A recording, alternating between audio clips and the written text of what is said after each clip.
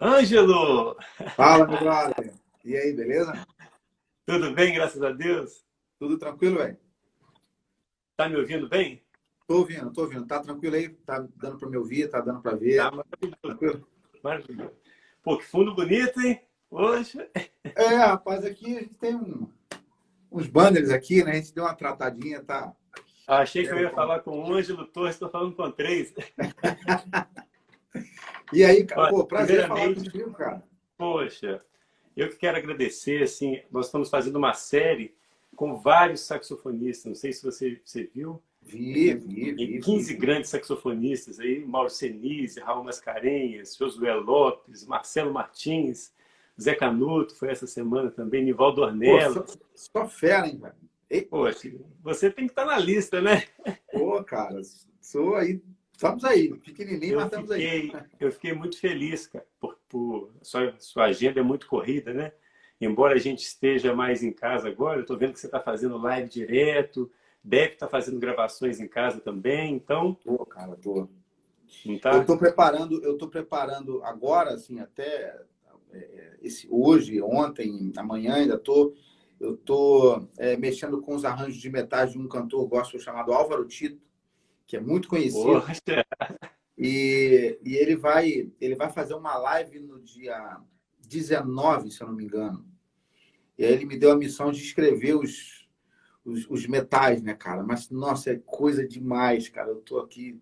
poxa, você convidou Fora ele para o seu programa lá, para aquele seu canal, cantou Riqueza. sim, o Álvaro tá lá, pô. Álvaro é fera, canta demais. Assim, cara, é É um o Steve brother, é um Wonder parceiro. brasileiro, né? Ele canta demais, é muito legal, muito bacana, muito bacana. Mas, E pô, aí, prazer quando estar eu aqui pensei, contigo, cara. poxa, prazer todo meu. Aí, quando eu pensei em chamar você, eu falei, nossa, será que ele vai aceitar? A Pô, agenda dele deve estar apertadíssima. Na hora que você falou um ok, poxa, soltei até foguetes. que nada, que nada. Estamos aí para. Vamos bater esse papo, vamos conversar. Eu achei muito legal, eu abri o seu arquivo, achei assim interessantíssimo, assim, os pilares, aquela coisa como você trabalha, né, a organização e tudo. Acho muito Sim. legal, vai ser bom conversar sobre isso. O e-book, ele surgiu, na verdade, porque hoje em dia, você nasceu quando? Eu nasci em 75. Eu Poxa, então você tenho 45 anos. 45 anos. Você já é de uma geração, você iniciou com música com quantos anos? Eu comecei um pouco tarde, né? Eu comecei na música com 17 anos, mais ou menos, lá para 96, não, 95, por aí, Sim. entendeu? Então, hoje em dia, a gente tem muita informação, muita. Internet facilitou, a tecnologia facilitou muito. Então, o músico fica meio perdido. É muita informação, é tiro para tudo quanto é lado. Ele vê o exercício de sonoridade aqui, quando vê já tem um outro de técnica, quando vê tem improvisação, um caminhão de informações. E nessa gama de informações, excesso, a gente percebeu que o músico fica meio perdido, não tem direcionamento. Às vezes pega um instrumento para estudar, fica 8 horas com o instrumento na mão, tocando músicas, mas não tem um estudo direcionado. Por isso o e-book. Rapaz, engraçado esse assunto que você está tocando, porque o que acontece? Eu venho de uma geração em que a gente tinha dificuldade a ter acesso aos materiais, né?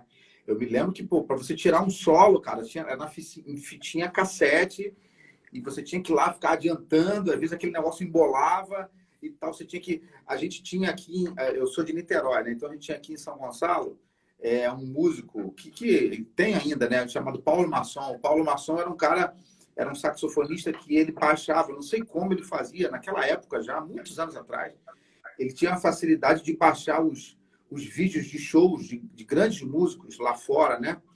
A gente não tinha YouTube naquela época, hoje tem tudo, né? Então, não tinha. Então, ele baixava nas fitas cassetes e vendia por um preço bem baratinho.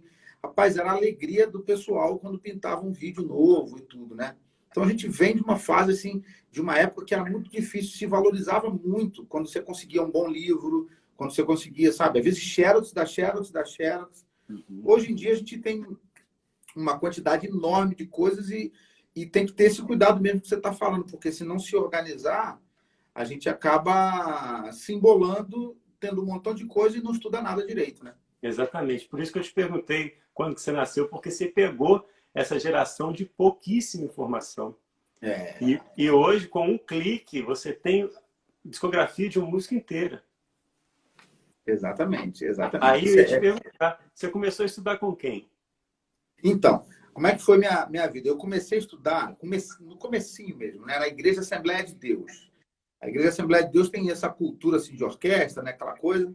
Então, comecei a estudar na Igreja Assembleia de Deus. Aí, mas pouco tempo depois, eu já fui para o conservatório. Eu fiz conservatório aqui em Caraí, Conservatório Nacional de Música aqui em Niterói. E comecei a estudar com o Edson Santos, o Edinho, né? Que é um cara que eu tenho um carinho muito grande até hoje. Hoje ele está retornando muito aos poucos a tocar, porque ele teve um problema de derrame. Enfim, ele teve uma situação de saúde muito complicada, perdeu os movimentos de um dos lados. E está, assim, aos poucos voltando. Um dia desse a gente esteve lá visitando ele, inclusive o Canuto estava comigo. Foi eu, o Canuto e o Márcio André, trompetista. E eu estudei com o Edinho e no conservatório, e foi assim o grande cara assim que, sabe, abriu os meus horizontes assim. Eu cheguei a fazer uma aula com o Marcelinho Martins também. Fiz uma aula com o Marcelo, mas a gente não foi muito para frente na época, o Marcelo nem estava dando muita aula, isso já tem muitos anos.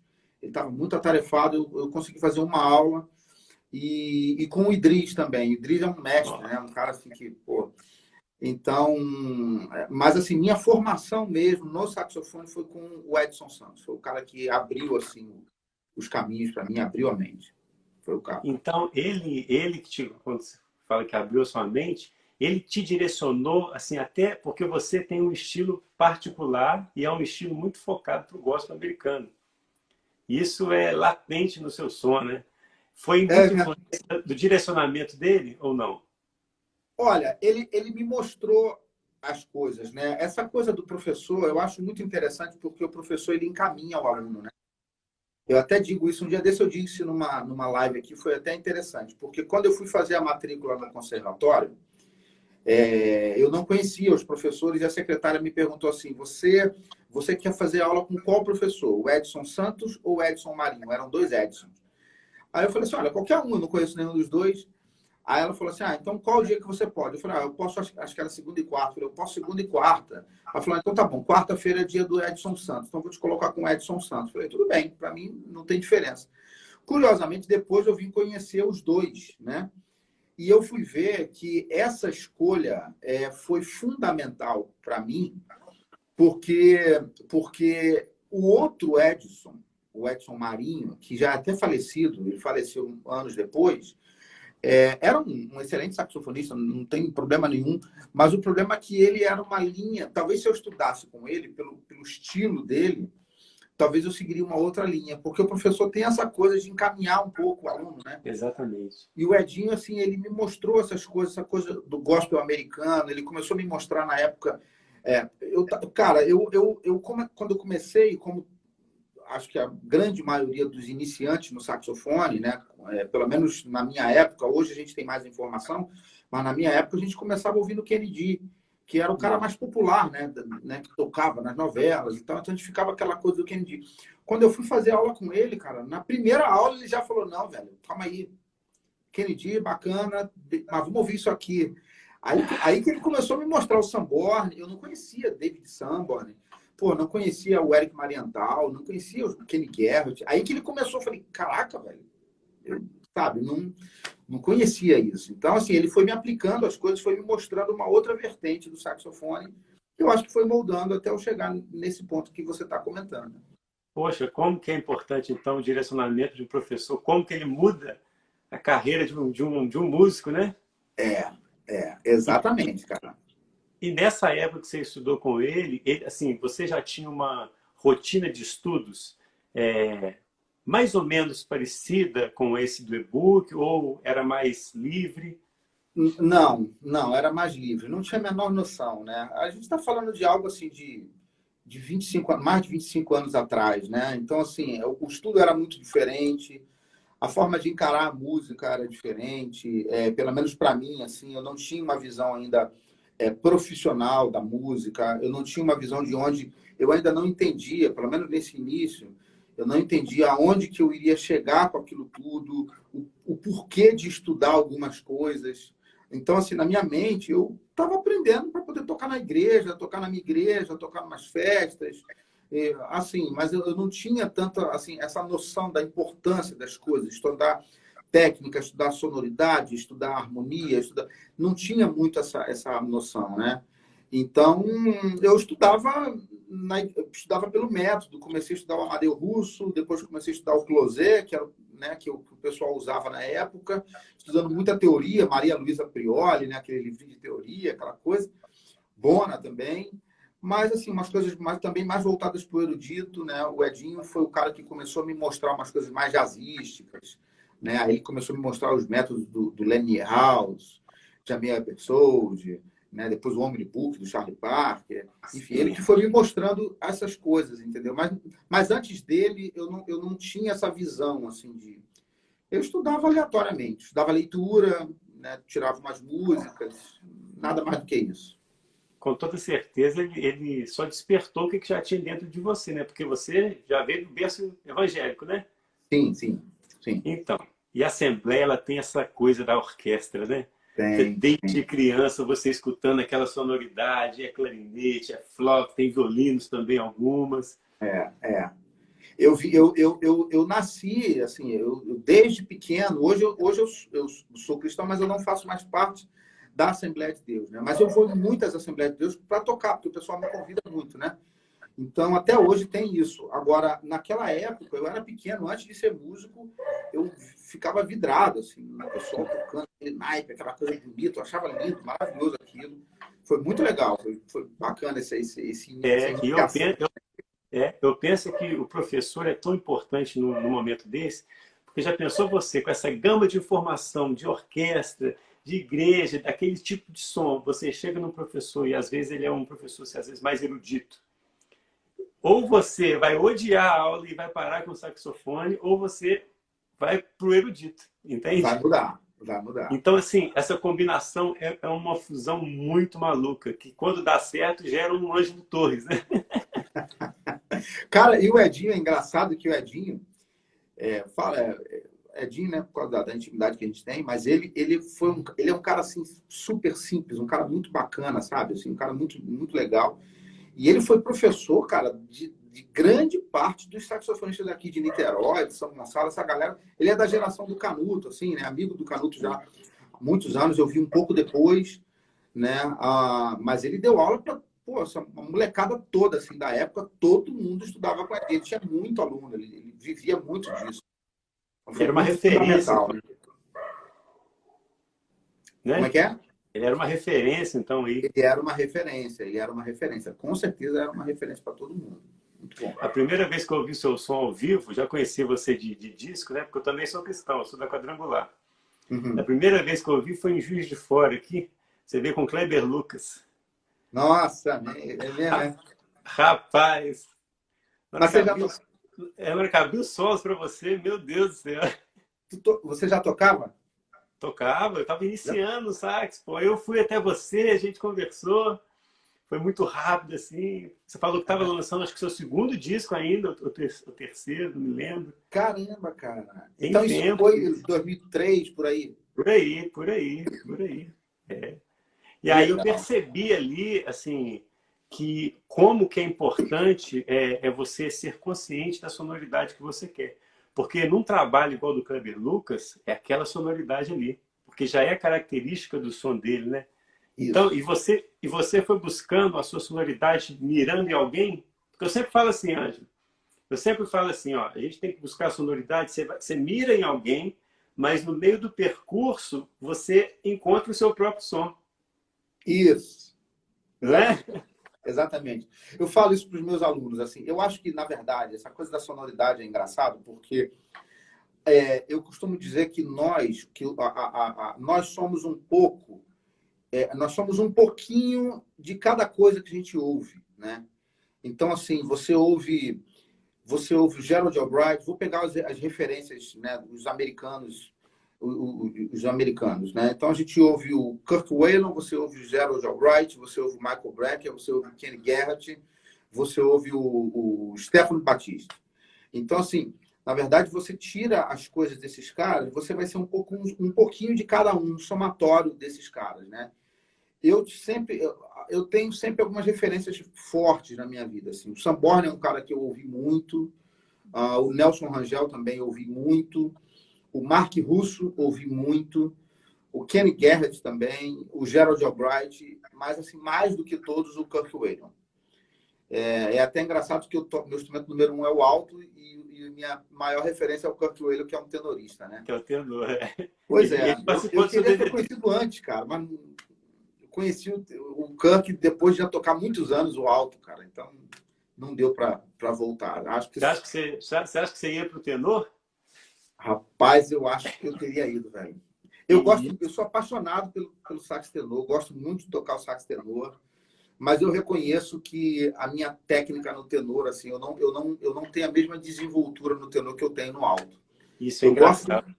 Eu gosto do som, do som que eu tiro no tenor, eu acho bacana, eu curto e tal. Agora, partiu para tocar mesmo, assim, né? Você até recebeu um cara essa semana que é meu brother pra caramba, que é o Josué. Não sei se foi essa semana ou na outra semana. Na outra. Na outra, né? O Josué, pô, parceiro pra caramba, amigão, assim. E o Josué, quando eu conheci o Josué era bem novinho, ele é mais novo que eu. E era muito engraçado porque o Josué tocava o sax alto, né? Ele era alto. Ele tocava o alto, cara. E eu falei, aí eu fui fazer um show, não sei aonde, eu vi ele tocando. Falei, cara, que moleque toca pra caramba, já tocava bem já e tal. Hoje é um monstro, toca muita coisa, né, cara?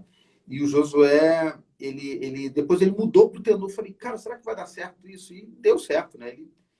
Só que eu não tive essa coragem assim, de sair do alto, encarar isso, né? Porque é outra forma, né? De pensar, não sei, eu acho que eu não tive essa coragem até agora, não. Você sabia que o John Coltrane também tocava alto, né? Olha, aí você está me dando uma informação que eu nunca vi, cara. Nunca tinha visto. Ele tocava alto na Marinha. Ele era da Marinha e tocava sax alto. E aí ele foi num show do Charlie Parker. E aí quando ele viu o Charlie Parker tocar, ele falou, não, no alto eu não vou fazer mais nada. E aí ele foi para casa, acho que ele vendeu o alto dele e comprou um tenor. E aí ele virou tenorista. Caramba, cara. Olha só, Exatamente. eu não conhecia essa história, não. É. E a Depois de transição ver do o que o Josué alto foi muito tocava, natural também. Como é que é? A transição do Josué foi bem natural também, né? Pois é. Agora, depois de ver o Charlie Parker tocando alto, realmente Você vê, né? tem que dar uma repensada, né? É igual você toca sax alto e vai no show do Ângelo Torres e você fala, pô, vou ter que ir pro tenor, né? Engraçado isso que você falou, esse medo de sair pro alto e não saber como vai se portar no tenor, até porque você já tem uma carreira assim no alto, os alunos perguntam muito isso. Professor, se eu tocar sax alto, eu consigo tocar tenor? É a mesma escala? Por mais que sejam da mesma família, tenor, alto, são saxofones, mas parece que são instrumentos diferentes. A forma de pensar, né? A forma de pensar. Se você pegar o tenor, você vai fazer frases que você não faz no alto. E vice-versa. Não é engraçado isso? É muito engraçado isso. Eu, às vezes, comparo um pouco. Claro que a comparação não sei se serve muito, mas assim, eu comparo um pouco o cara que toca violão e guitarra, por exemplo. Né? Assim, são os mesmos acordes, sabe? Basicamente, você tem as cordas, a mesma formação, mas a forma... Acho que violão e guitarra ainda é mais distante ainda, né? Ou piano e teclado, aquela coisa da execução no instrumento, a forma de você pensar o instrumento. Então é bem distante, bem diferente. Então, deixa o alto, deixa o tenor como número 2 mesmo, tá bom. Mas você já gravou muitas coisas em tenor também, não já? Já gravei muito de tenor. Tem muita coisa minha no YouTube de tenor, né? Eu tenho um programa de música romântica no tenor que chama-se AT Romantic Class, que eu só 95% das músicas é só tenor. Inclusive publiquei uma música hoje. É só sax tenor, porque aí eu acho que para tocar algo, fazer um cover de uma voz, aí eu acho que o tenor já fica mais legal. Entendeu? Então Agora conta um pouquinho assim, que eu estou muito curioso para saber como é que foi essa sua ligação com o Kirk Whalum. Cara, isso foi muito legal, cara. Assim, o Kirk foi um cara assim tão, é um cara assim tão especial assim na minha vida, cara. Um acontecimento assim tão bacana. e inusitado, né? Porque eu já há muitos anos, antes de eu gravar meu DVD, eu tinha o desejo de fazer uma produção, de gravar um DVD. Eu já tinha alguns CDs gravados, e eu tinha o desejo de gravar um DVD, e queria ter a participação do Kirk Whalum, né? Aliás, antes disso, foi engraçado, uma das vezes, quando eu tocava com o Kleber Lucas, isso lá para 2002, tá? Alguma coisa assim, 2003, tem muitos anos. Eu me lembro que o Kleber foi para Nova York, e ele me ligou de lá de Nova York, e ele falou assim: Ângelo, sabe de quem eu vou no show hoje? Aí eu falei assim: de quem? Ele falou: do Kirk Whalum. Ele tinha um dia de folga na agenda dele, comprou o ingresso e ia no show do Kirk Whalum. Ele sabia que eu era fã do cara. Eu falei: cara, você tá louco, você vai lá? Ele falou: vou, cara. Só que o Kleber tinha levado uns CDs meus, uma amostra de CD meu, do meu primeiro CD, que é o Ângelo Torres, né? E o Kleber levou aquele CD, ele falou assim: olha, se eu tiver acesso para conversar com o cara, eu vou dar um CD teu para ele. Aí eu falei: sério? Ele falou: é. Aí o que aconteceu? Olha, cara, escuta essa história, que coisa louca, velho. A gente que é cristão, a gente vai entender, né? Mas olha que loucura. O Kleber foi no show de noite. Quando deu, tipo, 1h, 2h da manhã aqui no Brasil, o meu telefone tocou, eu atendi o telefone. Era o Kleber ligando do show, mal barulhado. Ele conseguiu um telefone de alguém lá, um celular, não sei. E ele me ligou do show, da casa do show. O Kirk tocando e mal barulhado, ele me ligou: Ângelo, tô aqui no show. Eu falei: que isso, velho? Você tá... Cara, eu tô aqui, o cara toca demais. Aí eu fiquei, cara, igual... pensa como é que eu fiquei aqui do outro lado, igual a criança, né? Eu falei: Kleber, fala com ele, fala de mim para ele. E não sei, aquela coisa, né, de empolgação, né? E ele falou assim: não, beleza, claro, vou falar e tal. Aí, beleza, desligou o telefone, eu quase não dormi aquele dia. O Kleber conversou com o Kirk no final do show. Ele conseguiu ir lá, né? E o cara é um cara muito acessível, muito tranquilo, né? O Kirk, e ele foi lá, o Kleber desenrola bem no inglês, foi lá, conversou com ele, deu o meu CD para ele. Aí, cara, aquilo, e passou o tempo. Isso foi 2002 para 2003, alguma coisa assim. Eu comecei a nutrir aquilo no meu coração de gravar o meu DVD, querendo que o Kirk Whalum estivesse no DVD. Passaram-se muitos anos, eu tentei várias vezes gravar o DVD, mas não tinha orçamento, não tinha grana, o orçamento era tudo muito alto, as casas de show, produção, filmagem, tudo muito alto. Quando foi em 2013, eu tinha uma reservazinha de grana, eu falei: cara, eu vou gravar um DVD, eu quero tal. Aí, eu conversando teve um amigo que me ajudou na produção, chamado Sérgio Jaquelli, que é um técnico de som e produtor também. E a esposa dele também já tinha trabalhado com produção e tal. Ela falou: olha, Ângelo, eu acho que eu consigo algum contato para chegar nesse tal de Kirk Whalum lá nos Estados Unidos. Ela mexeu daqui, mexeu dali, conseguiu um e-mail de uma produtora que fazia a agenda do Kirk. E mandou um e-mail para ele. Falou: olha, nós somos representantes de um saxofonista aqui do Brasil, chamado Ângelo Torres. Ele vai gravar um DVD no próximo ano. Ele queria muito que o Kirk viesse, queria saber as condições e tal, tal, tal. Para minha surpresa, eu achava que o pessoal nem ia responder o e-mail, né? Para minha surpresa, o pessoal respondeu o e-mail. Falou: olha, muito legal, é possível que ir sim e tal. Só aí eu já quase morri do coração, né? Aí ela falou assim, só que o pessoal falou assim: olha, mas a gente precisa conhecer o trabalho do Ângelo. Então, eu queria que você mandasse alguns links, algumas coisas do Ângelo tocando, capa de CD, essas coisas para a gente saber, quer saber aonde que vai ser o show, qual a estrutura que vocês estão usando e tal. Aí a Andrea me passou isso tudo, eu arrumei uma série de documentos, de fotos e tal, e mandei para eles. Rapaz, isso foi em 2013. 10 anos, mais de 10 anos depois do que o Kleber tinha ido. Entregar o CD na mão. Quando o Kirk viu a capa do meu CD e ouviu a música, eu devo ter mandado umas 3 músicas, alguma coisa assim. Do que ele lembrou? Não acredito.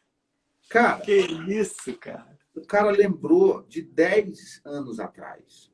Por isso que eu tô te falando que essa é uma história muito louca, porque assim, cara, como é que são as coisas, né? Assim, a gente não tem noção. Eu recebo CD de um monte de gente, dou CD para um monte de gente, entende? Agora, se você tem um gap assim, de 10 anos de um cara, de um vulto como o Kirk Whalum, que era um cara que tinha recém ganhado o Grammy, era um cara estouradíssimo, conhecido no mundo todo. Então, como é que o cara vai lembrar de um CD, velho, de 10 anos atrás, que um cara deu para ele no final do show? Cara, como que Deus faz as coisas, né? Por isso que eu falo assim. Poxa. Então, cara, o cara lembrou, ele falou, não, sim, I remember, eu conheço o Ângelo Torres, eu vou lá. Assim. Cara, resumindo Deve ter dado a coisa. 3 saltos mortais para trás, né? Rapaz, quando a Andrea me contou isso, que ela me mandou a cópia do e-mail, que mandaram para ela, ela me mandou a cópia. Cara, eu não sabia o que fazer. Quase que eu dei uma festa, eu fiquei louco assim com isso. Com a possibilidade dele vir, aí mandaram as condições e tal. Enfim, a gente realizou o DVD em 2014, 16 de abril de 2014, fez 6 anos no mês passado. E o Kirk veio, cara, assim, foi extremamente solícito, assim, passou uma semana aqui comigo, suguei tudo que eu podia sugar do cara, né? Assim, e foi muito legal porque uma das minhas assim, orações assim, a Deus, eu tinha falado, Senhor, permita que depois de um acontecimento todo desse, permita que daqui surja uma amizade, porque eu sou muito fã desse cara.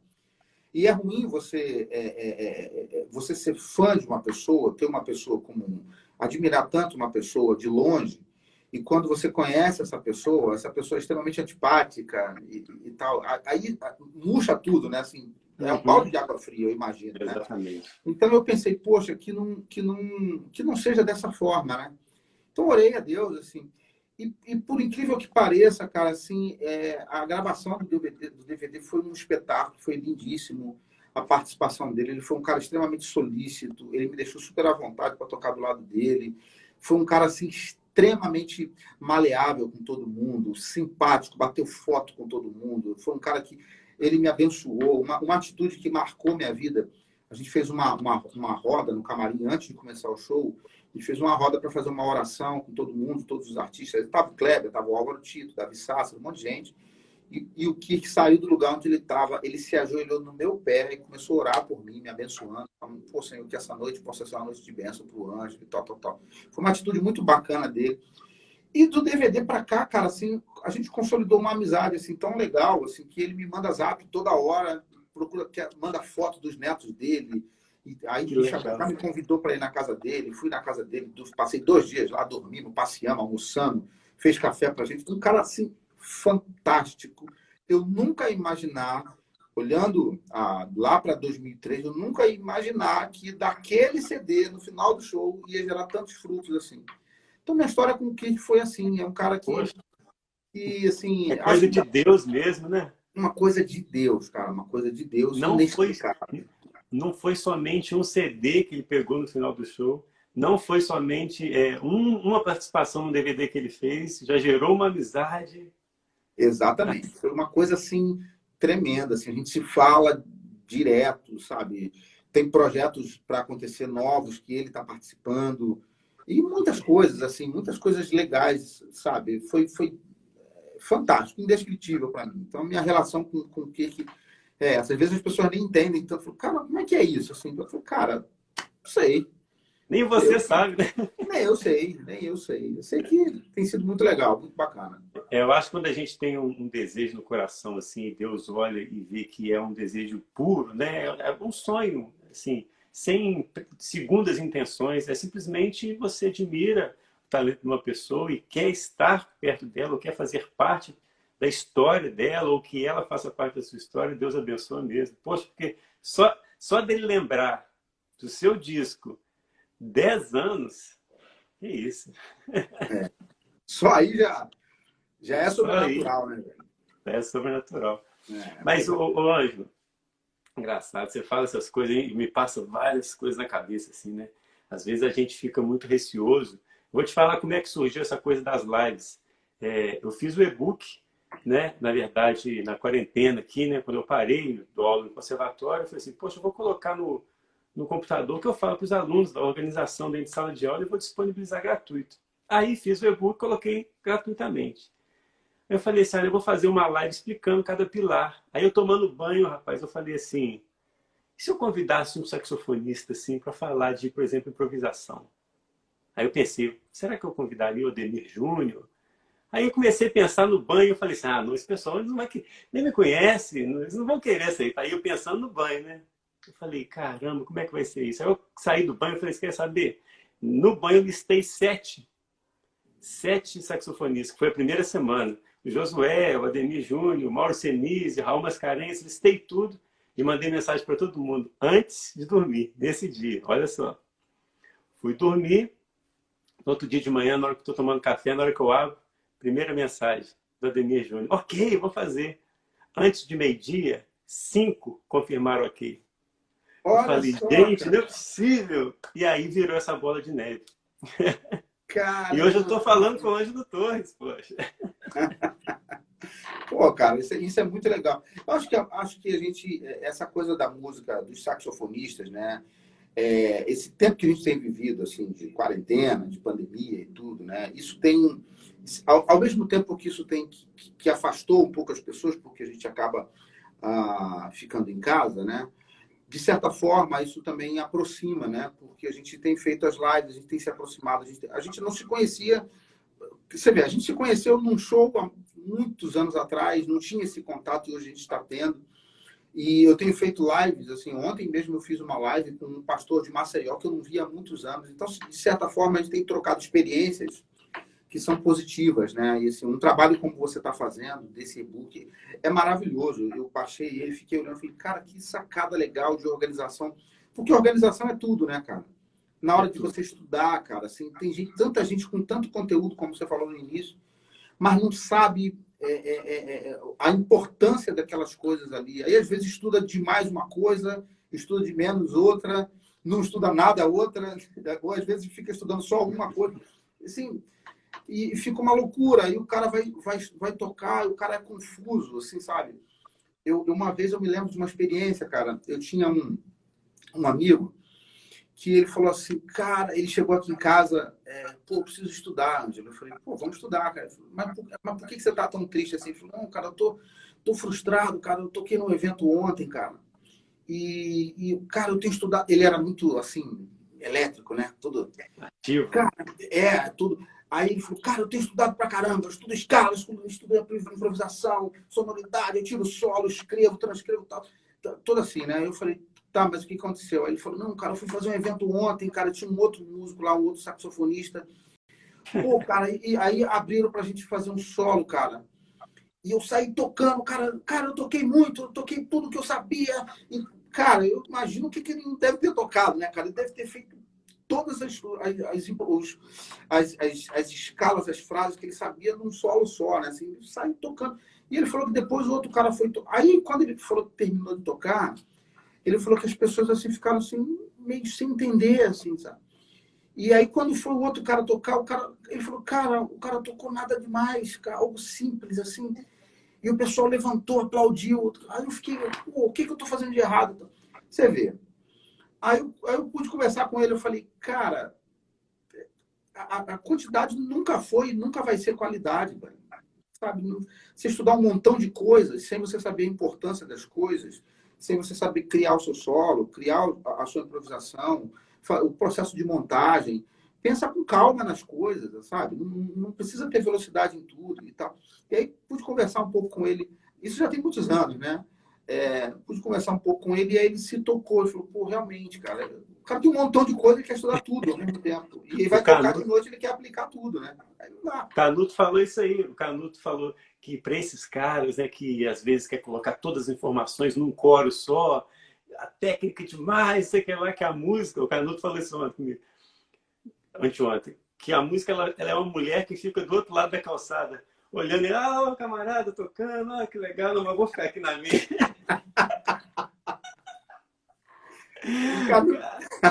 O Canuto tem sacadas assim, fantásticas. Falou assim, a música fica de longe, a música não vai até ele, porque ali é muita técnica, é muita coisa. O Canuto, uma vez, esse mesmo Canuto, uma vez eu conversando com ele, ele falou uma coisa que me fez pensar. Ele falou assim, Ângelo, tem uma galera, claro que ele não citou nome, né?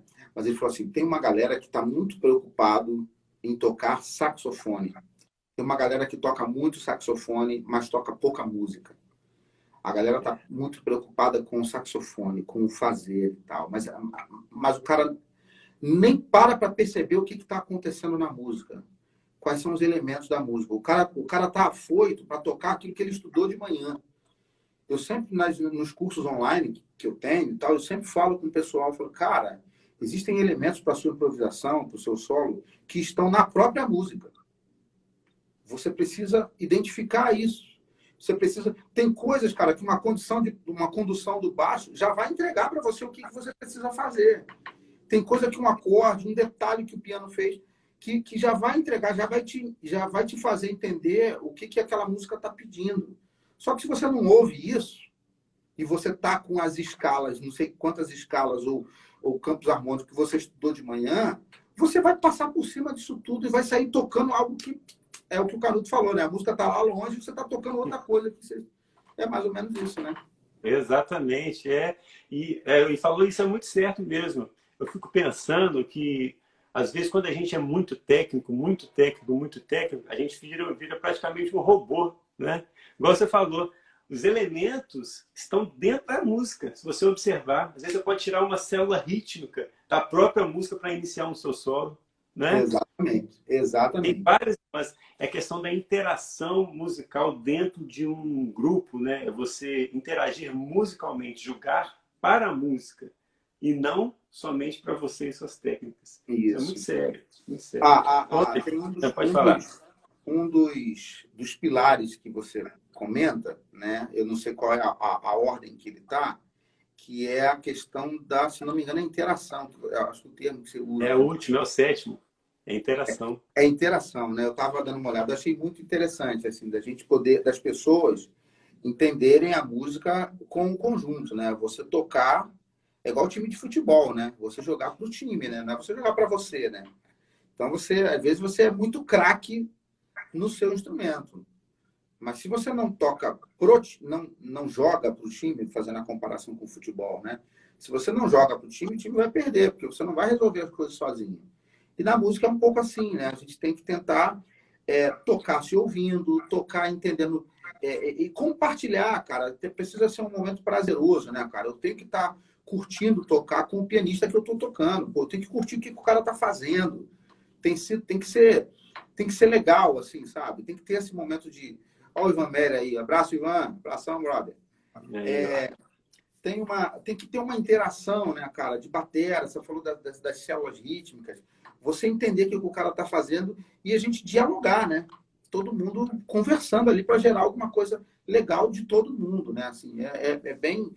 Eu me lembro quando eu levei o Mauro Senise no AT Jazz, ele falou muito sobre isso. Ele falou muito sobre o clima, né? A vibe da banda, né? Assim, de você interagir com a galera. Assim, quando eu fiz a entrevista com ele, ele falou sobre isso. Ele falou, poxa, Ângelo, a vibe de vocês aqui é muito legal, porque vocês tocam se olhando, assim, sabe?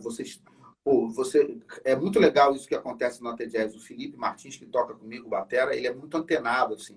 Então, eu faço uma frase, cara, ele já vem, ele dobra, Tá em cima. o negócio, ele tá em cima. Então, assim, a gente tem uma sintonia, uma coisa, assim, muito legal, né? Acho que a música, ela tem que ter isso, né? Foi o caso do seu amigo.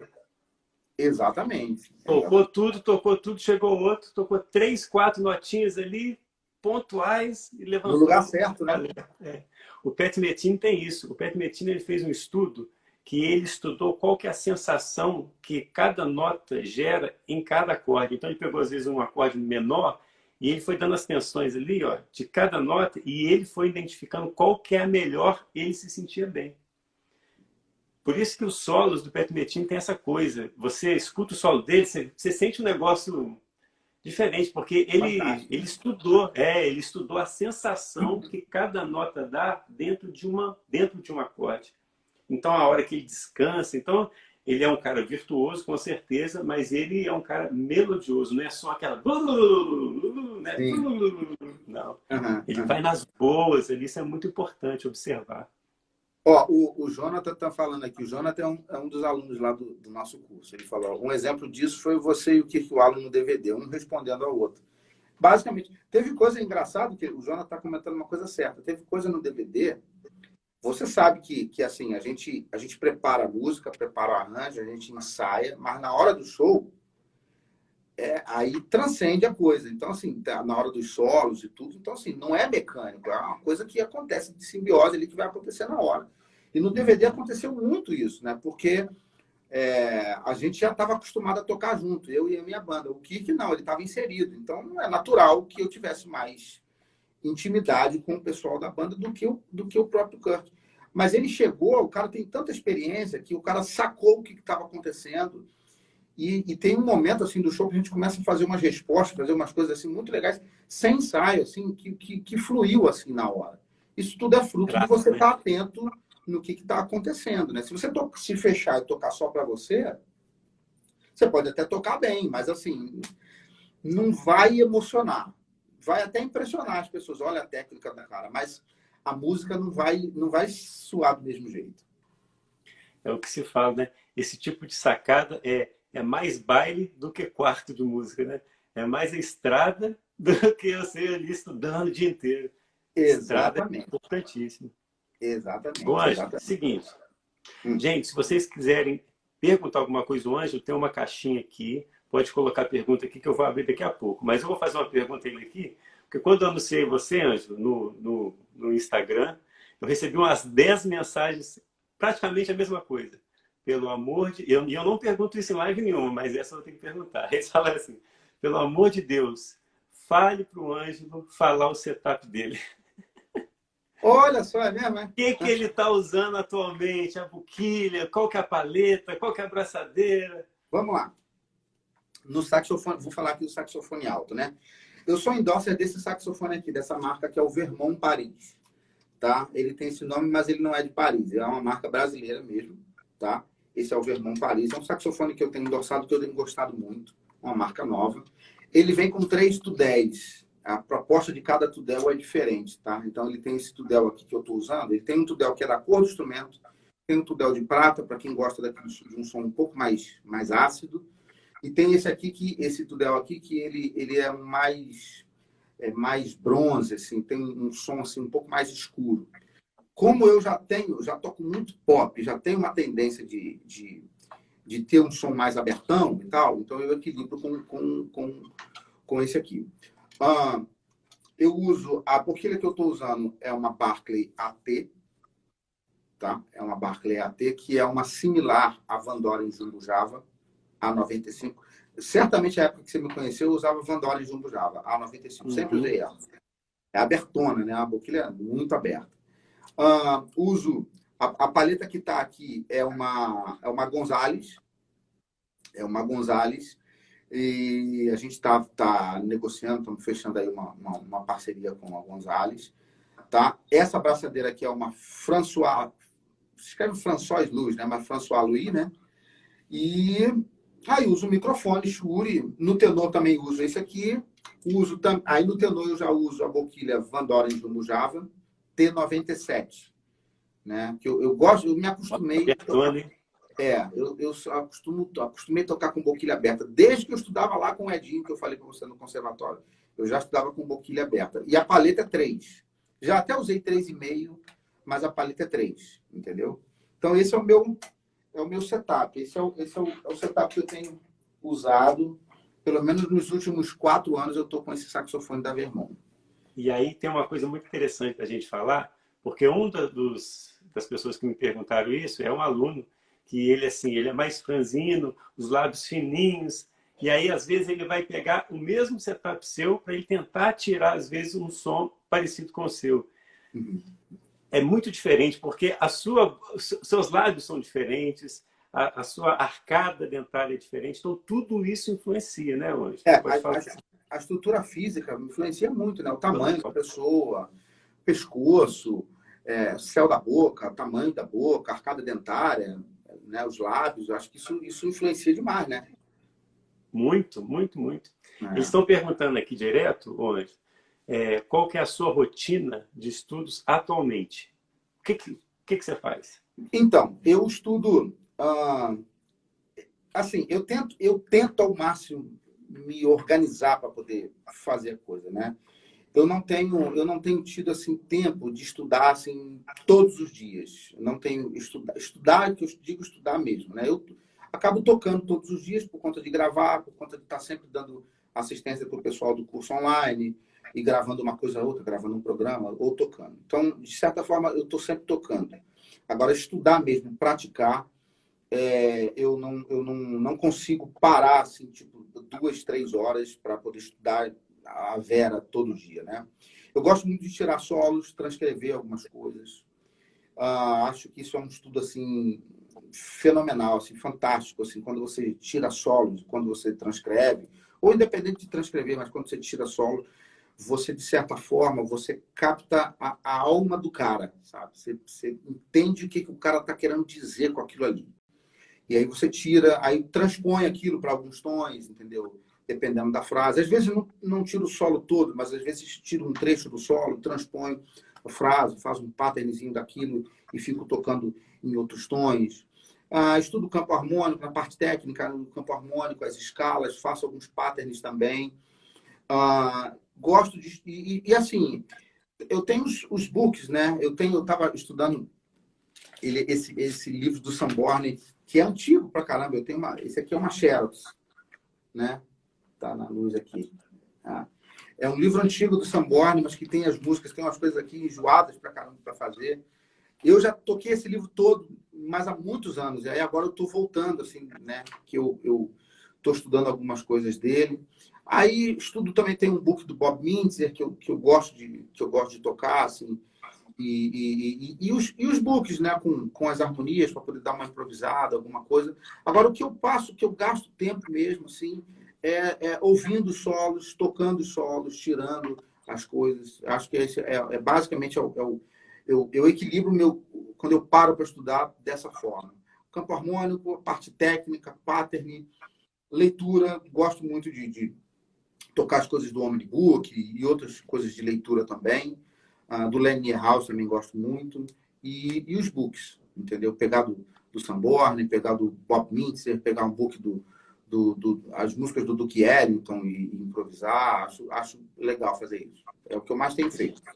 A gente consegue perceber nessas lives todas é que a sua geração, a geração até um pouquinho antes da sua, eu acho que a mola mestre de transformar esses músicos em grandes saxofonistas foi a arte de transcrever solos. Todos falavam que o que eles faziam é o vinil ali voltando, ou é na fita cassete, que não tinha essa praticidade, e ficava ali tirando. Marcelo Martins foi um que falou, o Mauro Senise, todo mundo falou, todo mundo. Que a grande sacada, principalmente desse pessoal aí, que vem de uma outra geração de saxofonistas, é realmente ouvir, ouvir, ouvir, tirar, tirar, tirar, escrever, escrever, escrever. Eu tenho antigo já isso, né? Mas eu tenho um caderno de música que era um caderno, que na verdade não era um caderno que eu comprei em papelaria, é um caderno pautado de música, porque eu tinha um aluno que trabalhava numa gráfica e ele imprimiu para mim várias folhas pautadas de música e fez um caderno dessa grossura. Eu tinha esse caderno todo escrito de solos, com transcrições de solos, Marienthal, do Sanborn, vários. Aí depois começou a vir os books, né? Aí não precisava mais, porque já tinha tudo escrito. Mas antes de eu ter os books, eu tirava os solos e escrevia, assim. E eu tenho um curso que chama-se Curso de Interpretação do Saxofone. Esse curso ele é baseado exatamente nisso. Foi uma conversa que eu tive com o Elias Coutinho, saxofonista. Você falou com o Elias também, não? Já teve live com ele, não? Não, porque ele está nessa onda agora que ele lançou um curso de improvisação. Então ele está. Ontem mesmo eu falei com o Zé, anteontem, eu falei com o Zé Canuto no telefone, que o Elias está aí, deve estar muito apertado, mas eu vou convidar ele para fazer a live. Pô, convida, cara. Elias é gente boa demais. Assim, Gente boa, é. E o Elias esteve aqui em casa há alguns anos atrás, uns 3 anos atrás, e ele me aconselhou a fazer o curso de interpretação. O curso ele é todo baseado nos meus solos e nas vertentes de onde eu tirei as ideias dos solos, né? Então, eu apresento os solos, explico como eu fiz cada frase, cada ornamento, como que eu pensei o solo, como que eu pensei a composição, explico, né? E o curso é todo montado assim. E eu falo para os alunos a importância que é você estudar solos, que é você tirar os solos. E principalmente no caso do curso de interpretação, você tendo o apoio do cara que fez o solo. Então, é mais fácil ainda, né? Então, eu pensei nisso, Exato. eu fiz assim e tal. Então, você já tem um caminho que o cara te dá, né? É muito legal isso. Maravilha. Olha, tem 3 perguntas aqui, ó. Que já vou soltar, porque senão daqui a pouco o Instagram me veta aqui, ó. Deixa eu ver. Tem que ver a hora. Cuidado. Ontem eu estava fazendo uma live e parou de repente. Deixa eu ver aqui, ó. O ajuste de celular. Peraí. Ih, rapaz. não estou conseguindo apertar aqui, mas aqui está perguntando, Ângelo, qual, se você toca piano, violão, algum instrumento harmônico, e qual que Não. você indica? Não toca? Não, assim, eu acho que o mais completo seria o piano, né? Se alguém quiser estudar um instrumento harmônico, acho que o piano é uma boa pedida. Mas eu não toco. Não toco. Eu já tentei, mas, cara, o que eu sei de harmonia, eu faço arpejando os acordes no saxofone. Eu não Você toco. cria a cor do som ali no arpejo mesmo, né? Cara, eu gostaria muito de tocar piano, cara, mas, assim, é mais uma coisa para estudar e aí, às vezes, eu fico sem tempo para poder... Cara, mais um negócio que eu vou ter que parar para me dedicar e tudo. Eu já não estou dando conta do que eu tenho que estudar aqui. Então, mas eu ainda É quero, muita coisa, eu ainda vou encarar isso ainda vou encarar, vou fazer. é muita coisa para estudar, né, Ângelo? É Principalmente. muita coisa, cara. Ó, exemplo, esse livro aí do David Sambor, se você pega uma transcrição, se você pega 3 compassos, uma frase dele, você transpõe isso nos 12 tons em Cara, semanas. nossa, é brabo, cara. O negócio é fácil. Não é fácil, não. É difícil, é difícil. No sábado agora, eu vou lançar um curso, esse link está aqui embaixo, aqui, ó. É Desafios dos 7 Pilares. Ele é uma imersão de 21 dias para organizar o músico como ele deve estudar na base dos 7 pilares. E tem um módulo nele que fala um módulo que chama Operação Reciclagem, que é o que é? Você pegar todos os materiais que você tem em casa e separar eles nos 7 pilares. Porque a gente acha... Eu fiz até um vídeo esses dias no Instagram, mostrando os materiais que eu tenho, e eu falo, olha, eu não tenho vergonha de dizer que nem 20% desse material aqui eu consumi. Muito material. Nem 20% de tudo que eu tenho ali eu não consegui consumir, porque é muita coisa. É. Você pega um mas não é só com você, não. Assim, com todo mundo. Comigo aqui também. Eu tenho uma pilha aqui, tá aqui do meu lado, que, pô, tem que... Você já foi de capa a capa em todos eles? É muito difícil. difícil. Muito difícil. Muito, muito difícil. É porque é muita informação. Deixa eu ver aqui, ó. Mais uma pergunta aqui. Engraçado que eu não estou conseguindo apertar, cara, para a pergunta aí. Aqui, ó. Está perguntando qual que é o livro de harmonia que você indica. Mas você... Peraí. Eu tô conseguindo abaixar aqui as perguntas, assim. Ah, deixa eu ver aqui, então. Tenta achar alguma aí, porque aqui eu não estou conseguindo. Tá. Mas você perguntou o quê? Qual que é o livro de harmonia que você indica para estudos? Eu não estudei nenhum livro de harmonia. Não estudei nenhum livro de harmonia. O que eu fui estudando de harmonia foi pesquisando, conversando com um, com o outro e aprendendo os exercícios, aprendendo os acordes, arpejando os acordes, estudando um pouco sobre os acordes. Nada mais do que isso. E estudando isso na prática, na improvisação, olhando os books e tudo. Eu não peguei um livro de harmonia mesmo e estudei. Não tenho eu adoro muito aquele livro do Ian Guest. Você conhece o Ian? Sim, conheço. O Material dele é muito bom, né? Muito bom, cara. O Ian, assim, eu estudei com ele na Bituca, aqui, que é do lado da nossa cidade, em Barbacena. O Ian, ele é um cara, assim, iluminado, viu? Ele fala coisas difíceis, mas de uma forma tão fácil e acessível. É mesmo? Esse livro é muito legal, do Ian. Deixa eu ver aqui. Você é de Juiz de Fora? Sou de Santos Dumont, que é do lado de Juiz de Fora. Ah, tá, legal. Santos Dumont fica entre Juiz de Fora e Barbacena. Santos Dumont é a terra do pai da aviação. Sim, claro. Você conhece aqui, não? Rapaz, não me lembro de ter ido a Santos Dumont. Não me lembro. Talvez tenha ido, sim. Que a gente já... Juiz de Fora você tem muito, né? Já fui muito. Ela é uma cidade bem maior, bem maior. Ô, Ângelo, deixa eu te fazer uma pergunta aqui. Você é professor também, você dá curso e aulas, né? Sim, eu só tenho os cursos online, né? Eu não dou aula presencial por falta de tempo mesmo. Falta de tempo. Mas você vê ali os fóruns, as perguntas, as inquietudes? Sim, tem.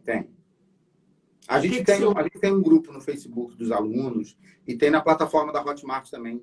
Tem acesso ao pessoal. Maravilha. E o que você observa que é muito presente nos alunos hoje que é diferente da sua geração? Qual que é a inquietude que você percebe nos alunos hoje que é bem diferente da sua? Rapaz, boa pergunta, cara. Tem que pensar. Essa é uma. Eu acho que hoje o pessoal está muito imediatista.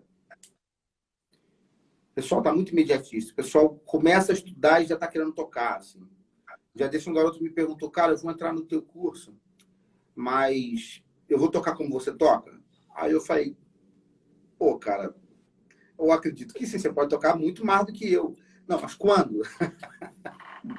O cara estava entrando no curso naquele dia. Eu falei, cara, calma, não é assim, cara. Então, assim, as pessoas estão muito imediatistas, né? E eu acho que a gente consegue diagnosticar um problema muito grande, além desse imediatismo, é essa coisa das pessoas não saberem o caminho, não saber o que estudar.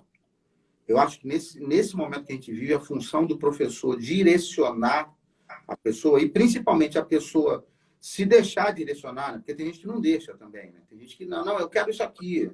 Não passa isso para mim, não, porque isso não me interessa. O cara nem sabe para que está passando, cara, sabe? Então, não, isso eu não quero, eu quero fazer isso. Então, assim, o cara meio que quer direcionar você a dar aula para ele, entendeu? Então, acho que esse é um problema, sabe? E frustra um pouco, porque a gente, numa era da informação, onde era para estar surgindo muito mais músicos, às vezes a gente não vê muito por conta disso. As pessoas estão muito afoitas, estão muito impacientes e não estão querendo se debruçar nos livros e estudar de verdade o instrumento. Por isso, às vezes, a importância do e-book, né? Que direciona os pilares, às vezes. É muito legal. Esse material é muito bom, cara. Parabéns, fantástico demais, muito bom. Bota o pé no chão, né? Para saber o que estudar ali. Sem ficar aonde vai chegar, né? Ó, aqui, ó, deu 1 minuto para terminar. Eu vou fechar a live e volto para a gente fazer as considerações finais, tá? Porque senão vai fechar no meio da sua fala aqui. Pessoal, volta aí. Eu vou fechar rapidinho e já convido o Ângelo de novo. Rapidinho, beleza. Tá, Ângelo? Beleza. Aí! Beleza.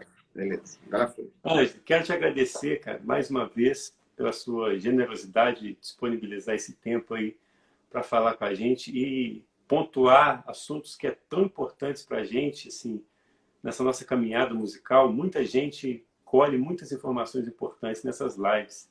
A live vira um vídeo depois que eu disponibilizo no YouTube, que é uma aula, né, cara? Você deu depoimentos e dicas e toques que, poxa, é como se fosse um workshop, né? Sim. Muito legal. Poxa, então eu quero te agradecer. Pô, cara, eu que agradeço. Para mim, uma honra, um privilégio muito grande poder falar contigo aqui, contar um pouquinho da minha história, né? Contar um pouquinho daquilo que Deus tem feito na minha vida e compartilhar um pouquinho dessas histórias, falar um pouquinho desse processo de aprendizado, de estudo. De alguma forma, eu tenho certeza que a gente acaba contribuindo para a vida do pessoal que está assistindo, né? Tem gente com tanta dúvida, né? Então é legal esse momento para a gente poder, para as pessoas verem também que a gente passou pelas mesmas dificuldades, né? Exatamente. Está tocando hoje, mas a gente passou por essas dificuldades e se você conseguir acertar o prumo direitinho, ouvir seu professor, ouvir aquilo que ele está te falando, se dedicar aos estudos e ter bons materiais, como que o Thiago está lançando, acho isso fundamental, entendeu? Então, foi um prazer poder estar aqui com vocês. Obrigadão, viu, Ângelo? Deus abençoe aí. E precisando da gente, estamos aqui em Minas, portas abertas, você que manda. Tá certo, então. Beleza, Thiagão? Um abraço, querido. Abraço, gente. Fiquem com Deus. Estamos aí. Valeu. Até mais. Tchau.